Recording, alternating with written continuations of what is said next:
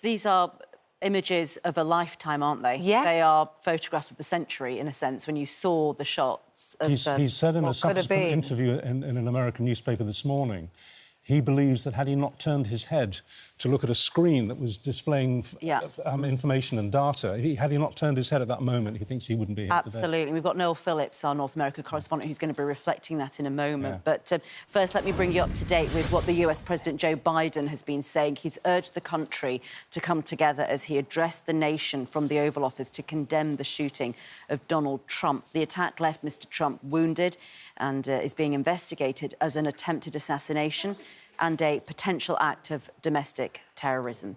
A bystander was killed and 2 others critically injured. Our chief correspondent, Richard Gaisford, first, is at the scene where the attack took place in Pennsylvania. I mean, I think we are still looking at those videos over and over and over again because it almost is incredible to process that this truly happened.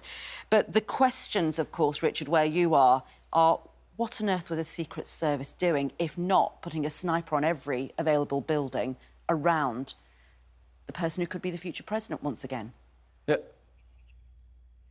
Yeah, absolutely incredible to think that the gunman could get so close to Donald Trump, be outside of the official event itself, outside of the direct security zone. Ranvir, the road behind me has just opened, in fact, and behind that merchandise stand, which lays exactly as it was on Saturday evening when people fled this rally in fear, there lies that building with the roof. Now, I've been to a number of these rallies over the previous 2 election campaigns. You've always wondered that something could go wrong with tens of thousands of people in open spaces, lots of opportunity for someone if they wanted to cause trouble. But just how the Secret Service managed to miss this rooftop just outside of the event that allowed such a vantage point of the former president giving his speech is really shocking. Big questions being asked about that, why there wasn't security on that rooftop itself, and why when members of the public noticed a man crawling up with a semi-automatic rifle and started calling the emergency services, there wasn't a more prompt response. We were just 1 centimetre away from history being changed forever. Certainly Joe Biden knows that this will perhaps change the course of the election and certainly change attitudes in this country. You know, the political record in this country has gotten very heated. It's time to cool it down. But politics must never be a literal battlefield, or God forbid, a killing field. A presidential plea to lower the temperature in politics and stand together following an assassination attempt on Donald Trump. Look at what happened.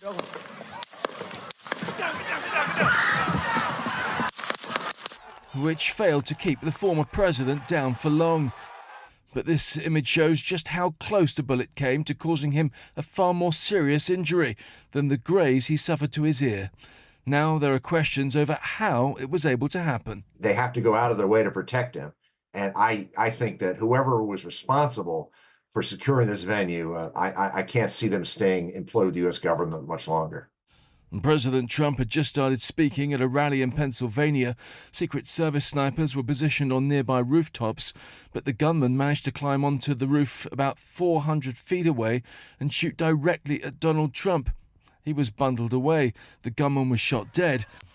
But a member of the crowd, Corey Comprator, was killed as he shielded his family. A doctor sitting nearby tried to help. The thing I will carry to my grave is that poor woman absolutely sobbing. When, she was told, is he going to be okay? No, he's dead. It's just insanity. Now questions too about the gunman, identified as 20-year-old Thomas Crooks, a registered Republican. But investigators still haven't found a motive for the shooting which failed to kill Donald Trump and inadvertently created what could become the defining image of the US election. Richard Gaisford, Good Morning Britain. Well, meanwhile, Donald Trump has now travelled to Milwaukee in the state of Wisconsin ahead of Republican National Convention, where he will address the conference and accept his official nomination for the presidency from his party this week. In a number of interviews since the shooting, Mr. Trump said that he has rewritten his speech and that he will use the opportunity to bring the country together rather than to attack Joe Biden. Our North America correspondent, Noel Phillips, is in Milwaukee, where the convention is taking place, and no doubt the security will be absolutely watertight. Morning to you, Noel. And just picking up on what Richard was just mentioning before the bulletin, that President Trump, and I've seen it online too, this idea that he was just millimetres away from essentially being shot in the back of the head. I mean, it is just a pure fluke that he happened to turn to look to one side at the point that the shots were fired.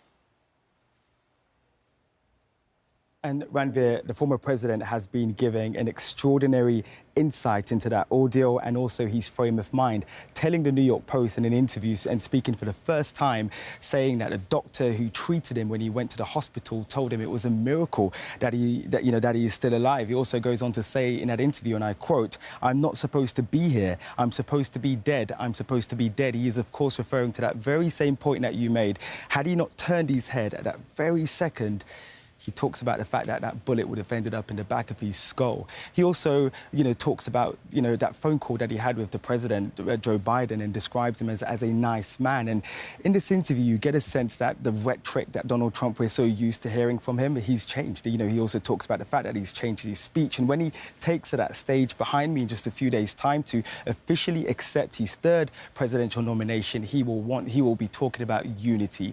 He says now is the time for America to come together. And I also understand, having spoken to a few officials close to his campaign, that his wife, Melania Trump, and his family will potentially be taking that stage, and we will be seeing a different Donald Trump compared to what we've seen before. But he also, and I should point out, has praised the response of his Secret Service officers, despite all the controversy about their response and how they, of course, allowed that shooting to happen in the first place.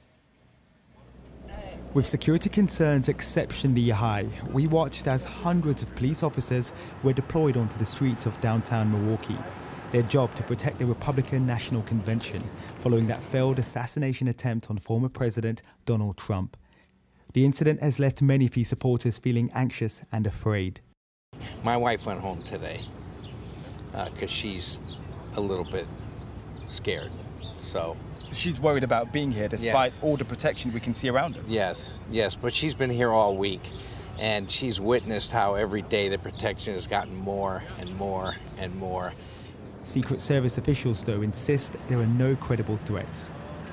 So we are confident in these security plans that are in place for this event, and we're ready to go. It's been an 18-month process. 71-year-old Bradley never thought he'd live to see another assassination attempt on an American president. So when I first heard the news and then I started seeing the footage, I started crying. He was only 6 years old when John F. Kennedy was shot and killed in Dallas in 1963. And I saw my mom cry. And I think that's probably what brought some memory back, is that they were trying to kill one of our people that's trying to lead the country. State law allows people with permits to openly carry guns in the area outside the convention, but Wisconsin's governor has called for a ban.